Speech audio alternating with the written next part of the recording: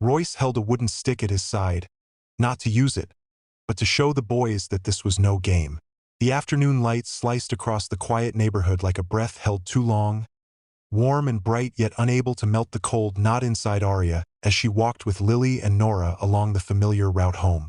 School laughter faded behind them, replaced by the clench of silence they had learned to wear like armor. Every step was calculated, every glance forward a hope that today might somehow pass without incident. The heat of late spring clung to their skin, but Arya felt only the heavy weight of responsibility.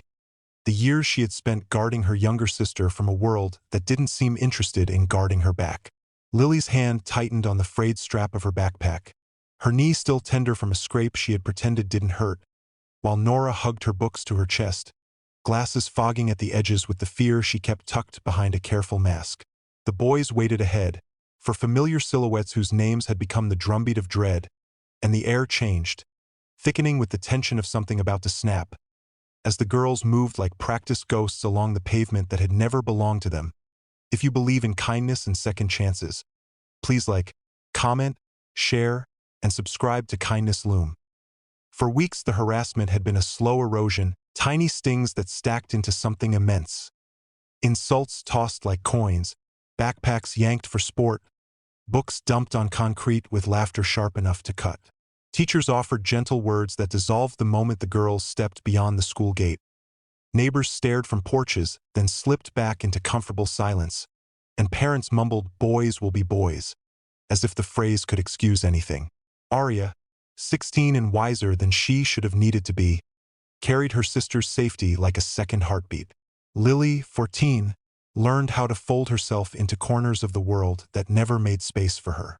Nora, also 16, turned inward, counting escapes and calculating danger while pretending she wasn't. Together they were resilient, but resilience has limits.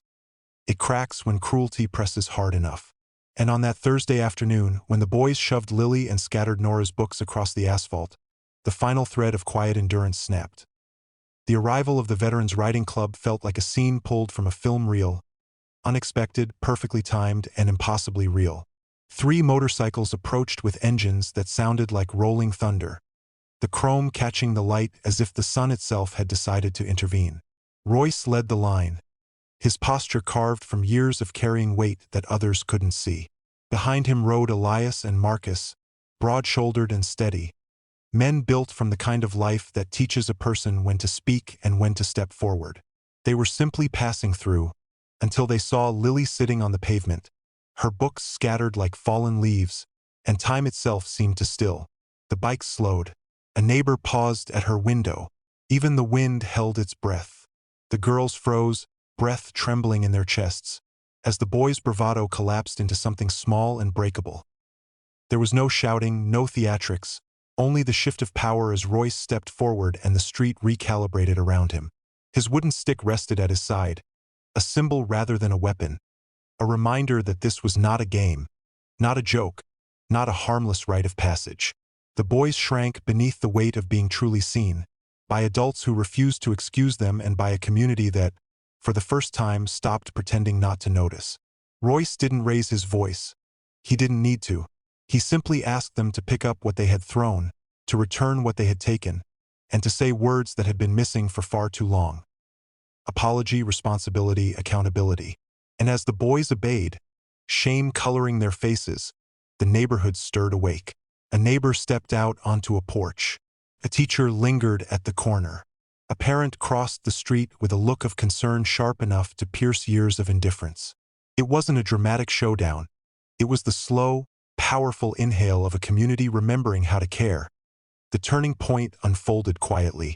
The boys, now stripped of false confidence, stood with parents beneath the soft shade of a community tent and recounted the harm they had caused. Consequences were discussed. Restitution was planned.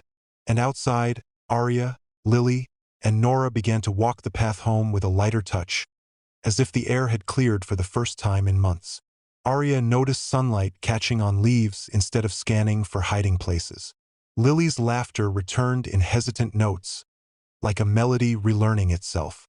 Nora allowed herself to look at the bikers with gratitude rather than suspicion, understanding that some people intervened not for praise, but because they believed kindness required action. Royce, Elias, and Marcus didn't become legends. They became a steady promise, the kind that doesn't need words. The climax came not with a roar but with a sigh of relief. The girls stepping onto the once feared sidewalk as the setting sun warmed their backs, their posture a little straighter, their breaths a little freer. Healing wasn't instant. It never is. But the fragile safety they felt began to grow roots, nourished by a community that had finally chosen involvement over comfort, presence over passivity. If this story touched your heart, please like, share, and comment. And tell us where you're watching from so we can appreciate you. In the final wash of evening light, the neighborhood looked almost transformed, ordinary yet edged with quiet hope. A neighbor raked leaves. A teacher locked up for the day. Two motorcycles rolled past with a glint of silver, offering a silent promise. And three girls walked home not as shadows, but as young women learning to trust the morning again. The world wasn't perfect. It never would be. But on that small suburban street, kindness had arrived on two wheels, wrapped in leather and steady resolve, and left behind a community that finally remembered how to protect its own. That night, as Arya placed a fresh bandage on Lily's knee, she realized she was smiling at the possibility of a future where courage was contagious. And kindness didn't need an invitation to act.